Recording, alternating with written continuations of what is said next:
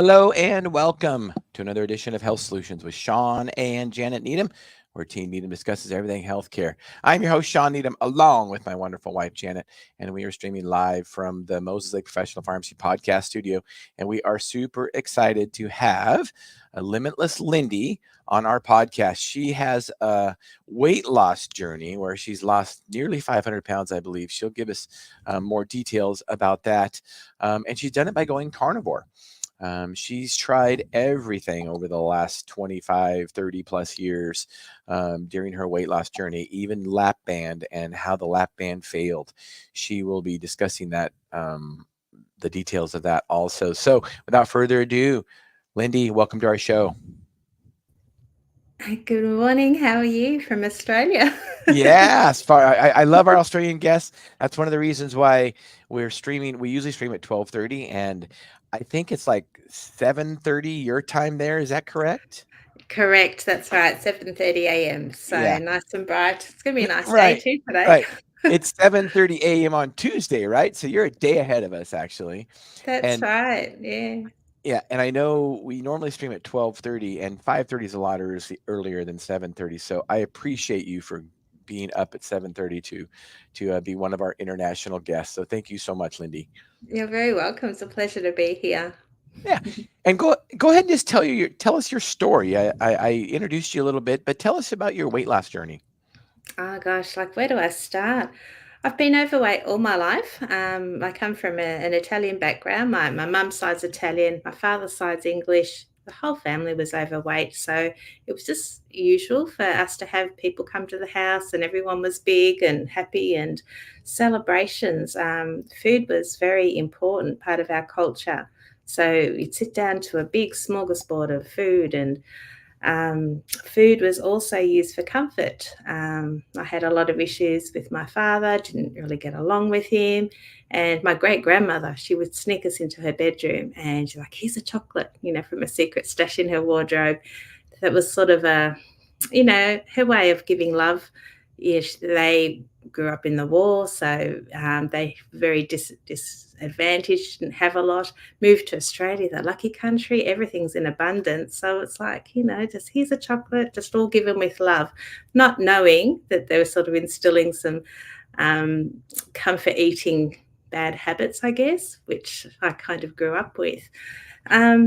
Through school, it was difficult. I was bullied a little bit because I was always the largest one. Very low self-esteem, very bad, low confidence. I'd sit in the back of the class and hide whenever the teachers, was asking for, people to raise their hand or whatever. I'd be hiding because I just didn't want to be pulled out or to be part of, stand out in the crowd kind of thing. So I was always trying to hide from everybody. And fast forward to about 21, I had to have my gallbladder out. It's something that my mum and my grandmother as well had to have out when they got to around their early 20s. And my eldest daughter, she currently has just turned 21 and is suffering from gallbladder issues. So she's on her way to probably have to have that corrected as well. And by 24, 25, I was around 300 pounds and tried so many diets. I don't know if you have, you got Weight Watchers, Gloria Marshall, Jenny Craig. We had different shakes, cabbage diet, all these weird things. I tried everything and nothing worked. I'd be okay for a couple of days, but just kept falling off the wagon. And went to the doctors. Can I have some help? I need to lose some weight. And he said, lap band surgery. This will fix you. This is the cure. All right, sign me up. So I had to do the OptiFast shakes, which to prepare for surgery. I had to lose about, I'm not sure in pounds, it was about 10 kilos in order to shrink my liver so they could actually perform the surgery. I was really great with that. And I had to have like 3 shakes a day and had the surgery. After that, I couldn't eat anything, not even drink a sip of water. Everything would just come up. It was terrible. And I struggled with the eating. There was no sort of follow-up or anything, no they just sort of go in. I lost a little bit of weight, but I think I lost more on the Optifast shakes than I actually did with the surgery. I would just sort of suck on a bit of ice cream or a little chocolate block and just suck that, and that's how I sort of lived for quite a few months, and then onto years. I just sort of eventually I was able to stretch my pouch enough that I could get some food into me. But still, it didn't fix the root cause of my problem. Things happen, and, life happens, and comfort eating was my thing. So, you know, I know they say fruit and veg, eat a balanced diet, but I was always craving the carbs, always craving the sugars, and I had the restriction, and it didn't fix me because obviously it didn't fix that root cause and those cravings.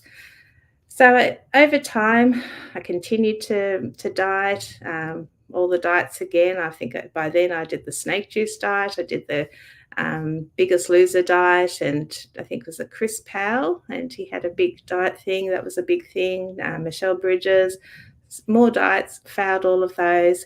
Still had the restriction. That was failing me because I was still not eating. I was still just craving all the time.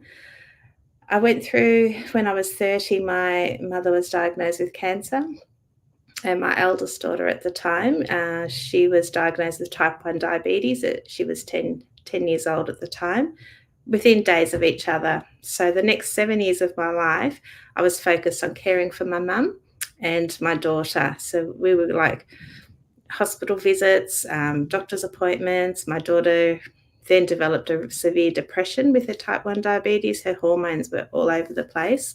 So I had my mum, who was fighting to live, my daughter, who was trying to commit suicide every second day. So my life was focused on them, and my self-care just went out the window. It was like all I did, I was like a robot every day, and I worked a full-time job from home doing that as well. So that was my 7 years until my mum passed away. Everything was just focused on their health, and in and out of hospital visits and surgeries and whatnot. I lost mum.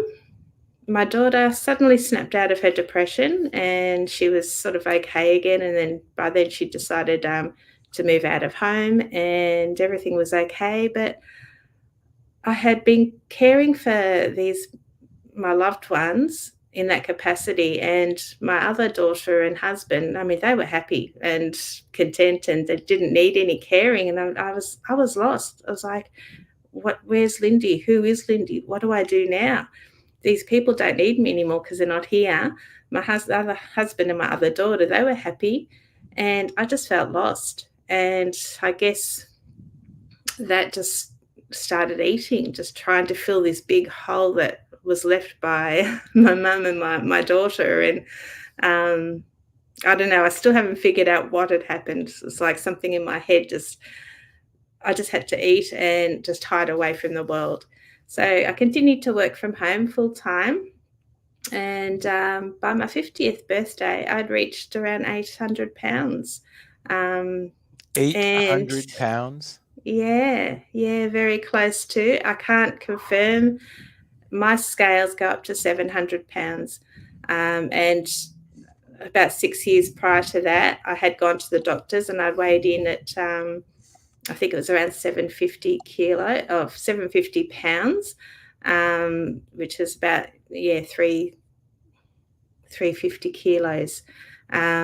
Sorry, it's hard to do the conversions. Yeah, 350 kilos would be about 800 pounds if I do it roughly in my head. Yeah, times it by 2.2. Wow. Yeah, so I don't know officially what my weight was, because obviously we went through COVID. We didn't have food. We Ubered everything. So I was definitely plus or minus 800 pounds. And I was immobile.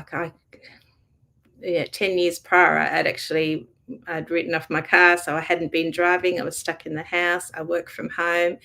I could literally walk from the bedroom this is my office. I'd walk in here, sit here all day, and just email. My job is predominantly email based. My client was in America, and I deal with people all over the world. It's all email based. So we'd have little Zoom meetings and I'd stick a little post-it note on my camera so nobody could see me. I'd just say my camera was broken. And they'd see here this sweet Aussie chick, they probably think I'm like a Barbie or something like that. They had no idea what was going on behind the screen. I was this big 800-pound woman, very good at my job, but they had no idea. I was very positive and whatever. And then after, like, I'd fall asleep at my computer. I'd have to go and sit down, in between jobs because it was just so tiring. I think I had sleep apnea, type 2 diabetes, mobility issues. I struggled to walk up and down the hall. As I said, I was be out of breath. My hip, just my joint pain. My hip, I felt like my hip was going to come out of the socket. I was a mess, and I was pretty much on the verge of being bedbound. And I think the reason I was able to get to that weight and not be bedbound, like a lot of people get bedbound much earlier, is because I was overweight all my life from a young age. So my frame was built for it. And I get a lot of people saying, oh, you should have been bedbound, blah, blah, blah. But I think you're interviewing Todd. He's another larger person. And he also started off very young, being obese. So we both have the frame to carry that, but it was getting too much for even my body to be able to take that weight anymore. So come my 50th birthday, my mum was diagnosed with cancer on her 50th birthday. So when I turned 50, I thought, oh, geez, I remember how I felt when my mum told me she had cancer, and that fear that I had that I was going to lose my mum. And I just instantly thought of my daughters. They're going to be without a mum. I had one foot in the grave. They were watching me slowly kill myself. What am I doing? I need to make a change. So it was very confronting, and I had to do something. My sister had been doing keto and she lost a lot of weight and said, why don't you give this a try? So she gave me some videos to Dr. Kemberry, binge watched all his videos, thought, this guy, this sounds really good. I'll give this a go. So here I went, started measuring all my macros, the proteins and the fats and all that stuff, and then delving into all the recipes, keto lasagna, keto cheesecake, still those comfort foods that I would fall on. And I'm like, if it's keto, I could just have a double portion, can't I? Like, that's how my mind worked. It was all about the comfort food and eating those nice, yummy things. And I would send her pictures, photos of my food, and, so proud of myself because I made this dish and it's all keto. And she was like, oh, great job, Lindy. But still, I couldn't do it because, it was not fixing the problem. I was still turning to these keto treats and keto things as comfort. So I thought, this isn't working. And then I saw Dr. Berry's videos on the carnivore diet. Now that is nuts. I thought, this guy is really crazy. Just eat me. I'm going to get colon cancer. I'm going to get heart attack and scurvy and all these things. I'm like, what the? But I was killing myself slowly. And I thought, well, I can either continue doing what I'm doing now and just die, or do the carnivore diet. And it's terrible to say, but maybe it will just end my life a lot quicker.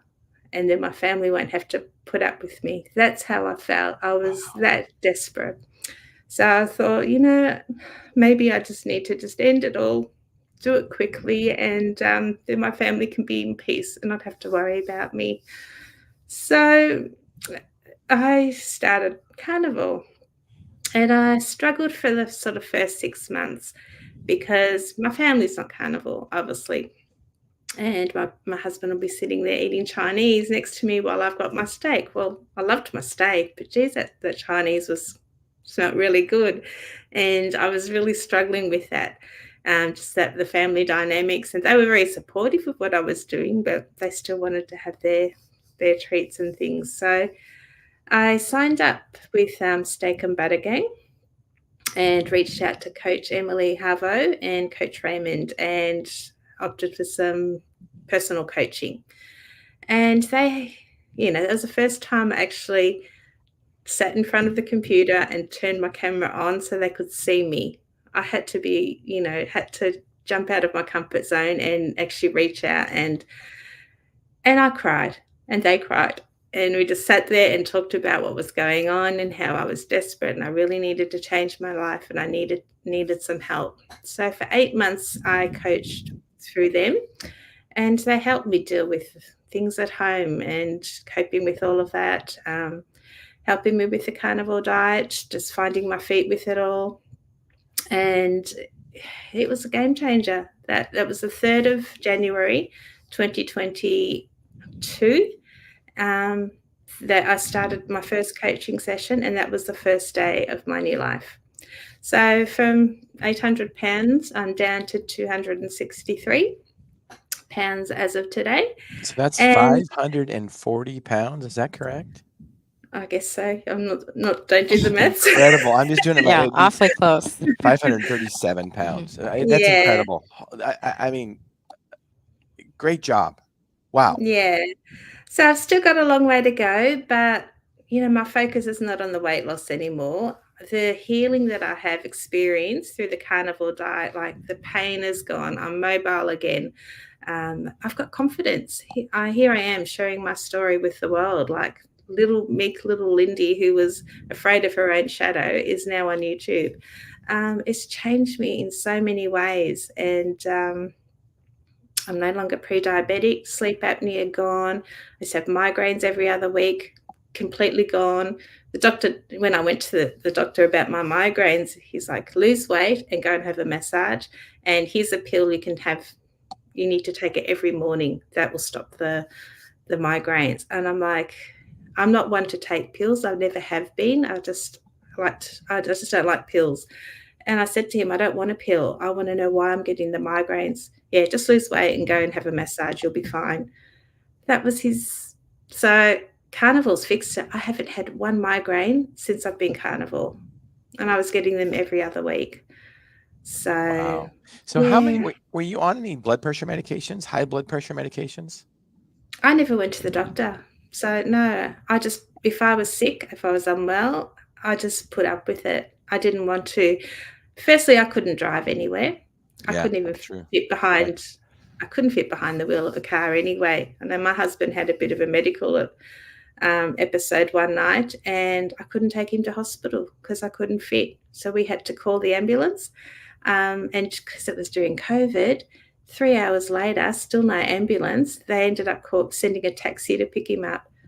And my daughter was actually in Sydney at the time, and car in the driveway, and I couldn't drive him. It's like, wow. I was useless, absolutely useless. You must have felt helpless. I felt terrible, absolutely terrible. It's an awful thing, and failing all these diets, failing lap band surgery, I failed my family, and they were so supportive through all of this. I mean, I just didn't want to be part of life anymore. I just didn't want to be disappointment to anyone. So it really is a downward spiral, a lot of depression, a lot of anxiety. I'm not depressed anymore. I'm very happy with where I'm going, but I still have a bit of anxiety. When you go out, I look at the chairs. Is it going to hold me? Am I going to fit in that booth at a restaurant, or can I climb the stairs? Or there's still all those the big person's sort of thoughts and mentality there, and I'm still trying to break those, because I have lost weight very quickly. I mean, it's been 2 years, nearly 4 months. I've dropped all that weight, and my mind hasn't caught up with it yet. So, yeah, I mean, you've literally lost 250 pounds a year. I mean, when you do the math there, that's 250 divided by, that's like 20 pounds a month. Yeah. For 28 months. I mean, great job. Janet, what questions do you have for Lindy? Well, I guess this kind of comes back to the root cause, and you kind of went over that, but I think that's one thing that is lost a lot of times is people just say, just lose weight, but sometimes it's an addiction issue or a comfort issue. as in it's feeling the whole of what needs to be dealt with. And you Mm. learn that at a very early age. And I think that's probably true of a lot of people. It's that we celebrate something, but maybe we should have celebrated it differently. But you didn't learn that. So it's hard to break those habits. So what kind of tools did they share with you on how to have that? Because you're sitting beside your husband and he's, the smells there, the thoughts are there. Yeah. What kind of things worked for you to say no? Well, the biggest thing is I had to realize that I'm doing this for a reason. This is my journey, and I can't expect people around me to do exactly what I'm doing. And that was just, I guess, the light bulb moment that I was missing. He can eat his Chinese, and I should be, if I eat Chinese, I know what happens to me. I know I can't stop. I just want to keep going, or it's not going to be good for me. I mean, I can just look at food and I'm putting on weight. I don't need much, whereas, the rest of the family can eat this stuff and they're not putting on the weight. So for me, things are different. And that's what I had to understand is we're all unique and we need to find what works for us. And so the big thing was knowing this is my journey. Why am I doing this diet? Why am I doing carnivore? And hold on to that. So that was a big thing there. That's really important. You took ownership of yourself. Yeah, yeah. So with carnivore, you don't track macros, you don't track calories. Kind of tell us what your day-to-day life of eating looks like. Yeah, there's a lot of information out there, and a lot of people, some people do track macros and other people fast, and there's so many ways of doing carnivore, but you have to find what works for you. And I was like, I'd cry after my coaching sessions because I'd be saying, tell me how many grams of protein, how many grams of fat. I need the exact amount so I can weigh everything out. And they're just like, no, just eat till you're satisfied and then stop. And then don't eat again until you're hungry. Don't overthink it. Keep it simple. And that would freak me out. I'm like, no, I need calories. I need this, because that's how we're raised, Yeah. You Mhm. track your calories and, small portions and, how much meat, tell me on the palm of my hand, how much meat should I have?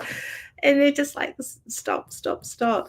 And the first few months, I did cry nearly after every session because they wouldn't give me that information. And then I just thought, bugger, I need to let this go. Just trust the process, trust what my coaches are saying. And it's like the stress, the mountain was lifted from my shoulder. I could actually sit down and then start to enjoy my food. And it's amazing how your body just says, okay, you've had enough now, and I never had that before. Yeah. I believe one of the easiest diets to follow is carnivore diet, because if you really stick to strict carnivore diet, it just works. You don't have to do macros. You don't have to count calories. And I want to comment on what you're talking about with keto. One of the things just like you were saying, one of the things I don't like about keto is you'll see these people that, they're posting that they're keto and they're posting, well, look at the keto cookies I made. That doesn't make sense to me. Keto cookies, keto ice cream, seriously?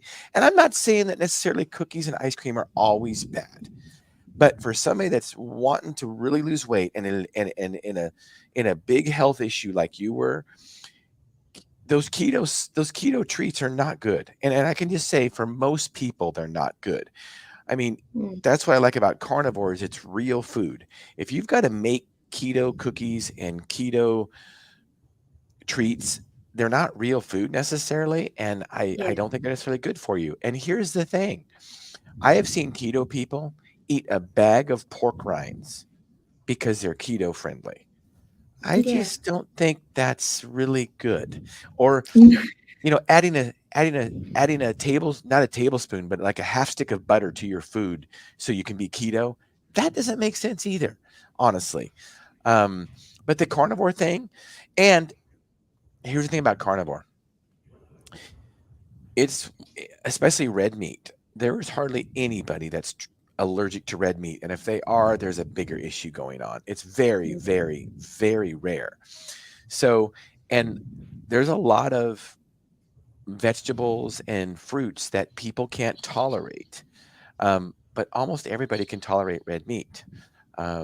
So go carnivore and many things can go away, even if you're not trying to lose weight. But if you have arthritis or you have some kind of inflammatory disease or you have some kind of bowel problem, go carnivore. You don't need some fancy drug. Believe me, if you've got some kind of bowel problem, you don't need some fancy drug. Go carnivore. What are your thoughts? Oh, absolutely. Yeah. I mean, just have to look at all the YouTube videos. You've got Dr. Chafee, Dr. Berry, Dr. Baker, and just read through all the comments. People are healing things, and could be any condition, depression, cancer. I mean, Yep. there's so many positive stories. Read those, and we always get thrown at us. There's no scientific evidence to back it up. We know that, but look at the testimonies. Right? These people are healing themselves. I've lost 540 pounds. He just said, Right. and for somebody who thought I was broken, like I failed everything. I've lost 440 pounds because I now have an off switch that I never knew existed. That is amazing. So, and I still get people now saying, "Oh, you're not going to be here in 2 or 3 years. I'd love to see you. You're gonna be dead." Like we did a live stream the other day, and we had these two, a fruitiporian or something like that person, and some nurse saying that we're going to be dead in a couple of years. I wouldn't be here today if I hadn't have done carnivore. Right. I mean, and that's what I got to tell them. Let's just say carnivore is unhealthy. I don't believe it is. I'll go into that. But is being 800 pounds healthy? I mean, seriously. No, I mean, and obviously the lap band didn't work, but we're told that's healthy. And one of the diets that one of the weight loss interventions that Jan and I will never recommend now is any kind of bariatric surgery, lap bands, gastric bypass. We will not recommend those because they don't fix the problem. And so many people gain the weight back. And if you, outside of the lap band, that can be removed. Did you have yours removed? No, I still have mine. It's been in 27 years, and I'm worried that there's scar tissue around it. And if they try and remove it, they're going to nick something and cause me even more damage. Because it does affect me now. I can't sit down and eat a whole steak. It takes me 2 to 3 hours to eat a steak, and I have to take little bites. I'm like a baby. I chop my food up into little pieces, and it's terrible. And I'm going to Texas shortly, steaks. They're talking about buying tomahawk steaks and dino. In Austin, that's the best place, right? Although Australia's a good place for steak too. Yeah, but I'm going to be sitting there watching everybody eat. And my daughter's coming. I'm like, you can order food, and I'm just going to be eating like a little bird off her plate, just having. It's all right. And of course, Shawn Baker will be eating his 3 pounds of steak. I have 3 carnivores at my house, so I get it. Our sons are about as big as Shawn Baker, and they can eat steak.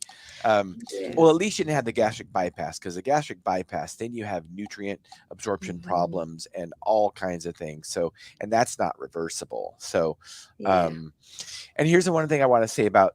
And Shawn Baker's mentioned this, and Shawn Baker is one thing I like about Shawn Baker, and we've interviewed him twice in our podcast, is that he's super honest about when somebody says, well, where are the studies to show that it increases longevity or whatever? And he's just super honest. We don't have them. But like you say, there's tons of testimonies how people heal their diseases. Yes. But every once in a while, he'll make a comment like this. Well, where are the studies? And he'll say, oh, I don't know, 2,000 years of evolution that we've been eating red meat. I mean, think about it. If red meat was bad for humans, we would have died long ago, because just 100 years ago, it was our main staple of calories in our bodies on almost every culture, So how can it be bad for us? I mean, seriously. And then you look at how it was vilified, and you got to wonder if it was vilified because big food makes money off all the other stuff. And if you think about what big food and big pharma has done, and they want us on drugs, you think about yourself, and you wouldn't even go to the doctor, but somebody typically of that's 800 pounds, they're going to be on 10 or 20 different medications. Oh, not more than that. It brings back, I had a patient that died at 50 from food. And Yeah. the amount of meds that she was on, I couldn't imagine. I just can't imagine. It was a sack full. And, the sad thing is nobody ever once helped solve a problem. So to me, the fact that you have learned when you're full, because your body is telling you that you're full, gives you power. I mean, it's restored your own strength to be able to say, I'm full, I'm done. And medication can't do that. Yeah, you might feel nauseated or don't feel good from it, but what I'm taking from our conversation is this is giving you confidence, embolden you to be who you want to be or need to be in a different way, and you're not tied to a medication. Yeah. Big pharma's not ruling you for the rest of your life. You're in charge. Yeah. I'm kind of glad that Ozempic and all that sort of came out after Carnivore, and that I found Carnivore first, because as I said, I was never one to take medication. I've never really believed in it. I've watched my parents, because my father had cancer as well. My grandfather had Alzheimer's. My grandmother was also very, very sick, and they were like a pharmacy. They had their boxes of pills. My Mhm. great grandmother as well, and they'd sit there and 2 of these, 3 of that, and they were constantly on medications. And I guess that's where my hatred for it, because I just didn't see it fix anything. They still suffered. And I didn't want to be like that. I was suffering as I was going, but I guess I just wanted to end it all. And I just didn't want that. So yeah, Ozempic now as well, I am very against it. I don't think, just if you can afford it, go and buy the meat. You're happy to spend all that money on a tablet or like on an injection, but just go and buy some meat. And this is working. This is giving me that off switch. It's and there's no complications from this. I mean, I am fit. I am actually looking better, and I am lighter than I was in my 20s right now. Wow. And I go out with my daughters, and everyone's like, "Are you guys sisters?" I'm like, "No, I'm their Oh, mum." That's awesome. okay. I love it. That's so cute. Love it. Yeah. Now, So are you still losing weight, or are you tracking your weight? Does that matter? Tell us about that. I am still losing weight, and I just go through like stalls every now and then, because Mhm. I undereat a lot because of my restriction. So I learned how to do priming as part of the Steak and Butter Gang, where you eat 3 meals a day, and because of my situation, I have to graze all day. So a couple Right. of bites all throughout the day, and that's my priming. That'll just ramp up my metabolism again, because when you undereat, everything slows down. Mhm. So I know what to look for. I know how to fix it now. So I'm currently in a stall at the moment, so I'm in the process of priming, and that weight will start to fall down again soon. But I'm not in a hurry. Like, I've got my Yeah. life back. I've bought a brand new car with the money that I've saved. Not Oh, Oh, that good is for so you. awesome. yeah. Yay. How cool is So that? yeah, so I'm mobile again. I go out and visit my daughter and go shopping now, and Mm, yeah, I've just got my life back. So it's yeah. all about the healing. My hip, Mhm. I mentioned earlier, I felt like it was going to pop out of its socket. It's almost pain-free now. Occasionally I'll That's take a little amazing. step and I get a Mm. click, but I thought I was going to have hip replacement surgery. I don't think that's an issue now. And I think if I continue to lose weight, and I've started rebounding now, I've got a treadmill, and I do a little bit of exercise here and there, because I'm not in pain Mm. now, and because I want to. I just feel like it, and I think I'll eventually be able to strengthen it enough that it'll be non-existent, that pain. I truly Mm. believe it with the healing and the movement that I'm doing now. Yeah, there's no rush. I'm healing, and I've got my life back, so Yeah. I've got a And positive future. I believe that you'll be pain free. I believe that all the things you just said, I believe it. And you're Yeah. right. And here's one of the things you talked about, Ozempic. And we're both pharmacists, and we get a lot of questions about Ozempic. And I will say that I think short term, it's better than not losing weight. But again, long term, you have to change your Mhm. diet. You have to change your lifestyle and your diet. So, um, and doing what you're doing comes without side effects and without the expense. Yeah. I mean, Mhm. some people would argue that eating carnivore is expensive, but my guess Mm, is, Lindy, you're saving a lot more money eating carnivore now than were all Yeah. the junk before, right? Oh, absolutely. And at 800 pounds, I think I was one of the most malnourished people in the world because you are Yep. what you eat, and I was not Right. eating good stuff. I am now eating the proper human diet, is what I call it. Thanks to Dr. Berry. Just the meat. My body is now nourished. My cravings have turned off.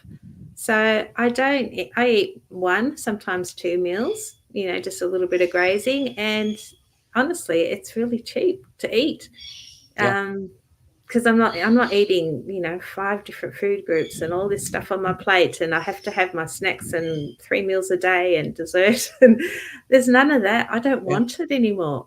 And Right. I could sit down in front of a packet of biscuits. I don't need them.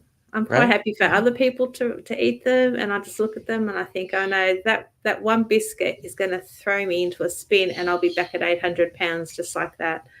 And so that Why do it? doesn't mhm. doesn't Yeah. tempt me at all. And I love that food freedom that I just didn't have before. That's Mm. awesome. So Julie, go ahead and stream her that link there that we got that and pull that link up. And Lindy, I think this is your Facebook group. You have a private Facebook group for women. Tell us about this. Yes, this is the lovely coach Emily. She's the one that helped me get to where I am today.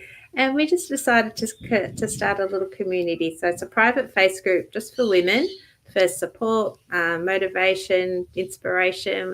We've got nearly 900 members. We've only been open for like 2 or 3 weeks now.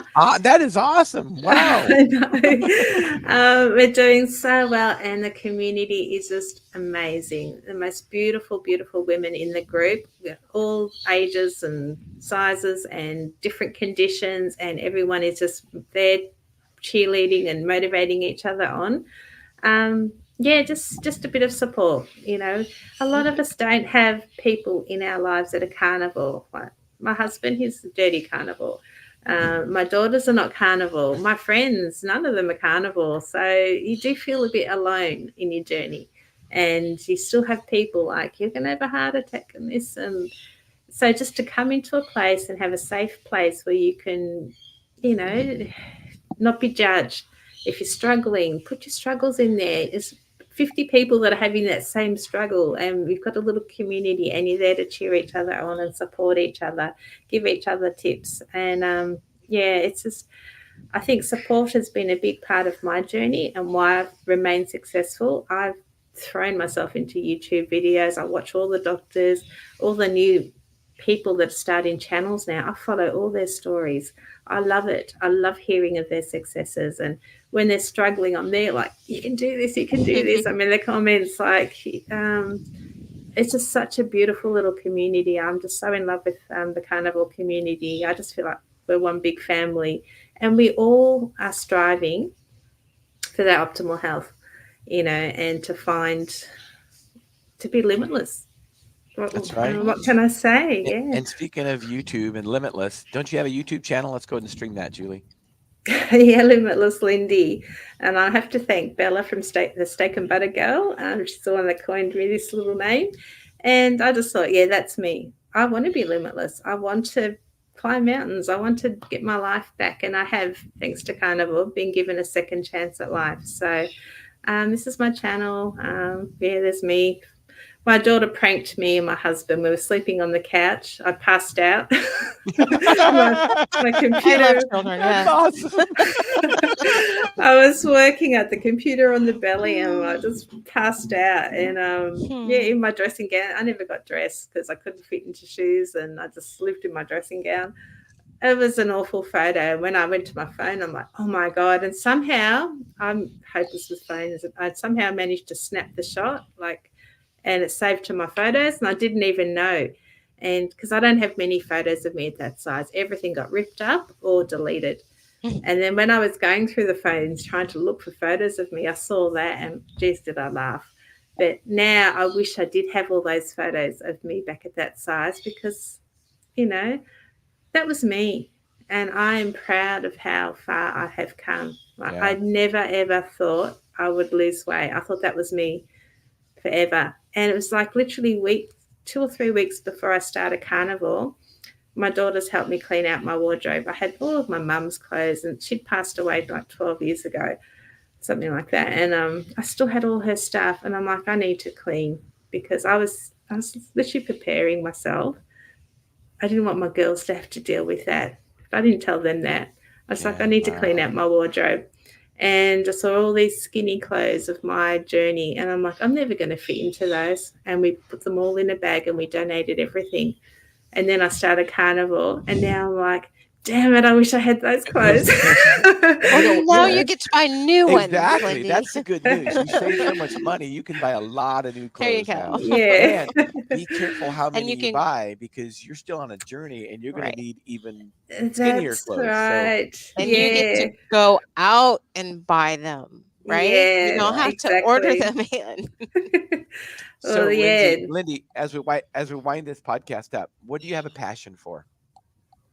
Oh, I just want to share this message. I want to reach Mhm. other 6, 7, 800 pounders and show them that this can be done. There is an out, and whether it be keto or carnivore, you can do this. And Todd, Michael, and myself, he's another there 700 plus planners. We've actually got a YouTube group. On our channels, we do a weekly live, and we just talk about life at 700 plus pounds, and just trying to share the message, that you can do this. And we had a fantastic interview with a lady yesterday, Dr. Leslyn Keith, who specialises in lymphedema and lipedema, which is something the three of us personally struggle with. Absolutely, yeah. Best interview ever.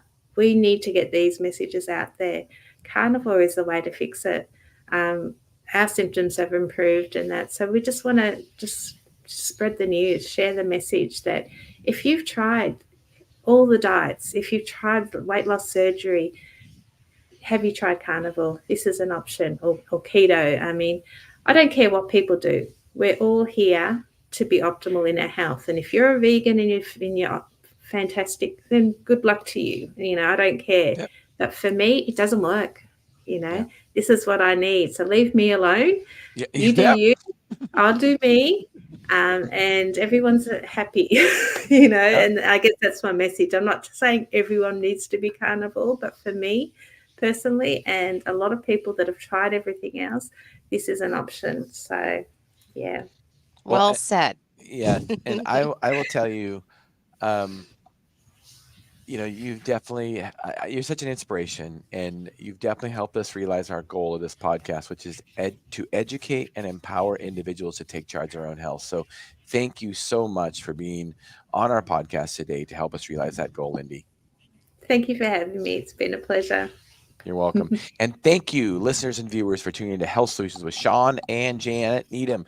Tune in later. Stay up to date on our streaming platforms, which is Twitter, YouTube, and Facebook, and LinkedIn. Stay up to date on all those platforms. Share it, comment, please. And stay tuned for when our midweek podcast is. I'm not sure exactly when it is this week, but stay tuned to those platforms and you will know more who our upcoming guest is. So thank you for listening to Health Solutions with Shawn and Janet Needham. Thank you.